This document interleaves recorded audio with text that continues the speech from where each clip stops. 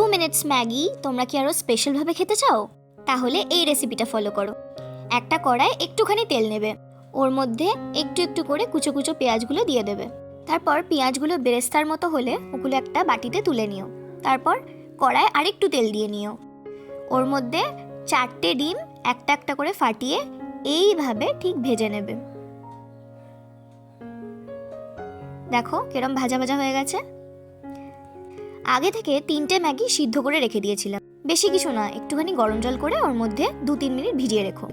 তারপর জলটা এইভাবে ঝরিয়ে নিও। কড়াই একটুখানি তেল নিয়ে সিদ্ধ ম্যাগিটা এইভাবে ভেজে নেবে।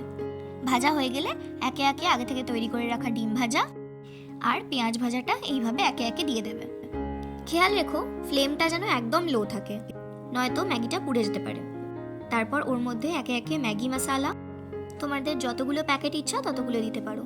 তারপর এর মধ্যে দিয়ে দিলাম চিলি ফ্লেক্স, তারপর দিয়ে দিলাম একটু টমেটো সস। তোমাদের যতটা খেতে ইচ্ছা করে, যদি মিষ্টি খেতে ভালো লাগে তাহলে মিষ্টি একটু বেশি করে দিও। দিয়ে দেখো এইভাবে একটা রং এসেছে, এই কালারটা এলেই বুঝবে তোমাদের ম্যাগি মোটামুটি রেডি। একটু যেন ভাজা ভাজা হয়, তাহলে বেশি খেতে ভালো লাগবে।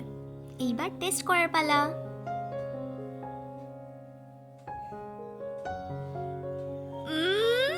অসাধারণ খেতে হয়েছে। আরেকবার খেয়ে দেখি। আরে বাপরে, দারুণ হয়েছে।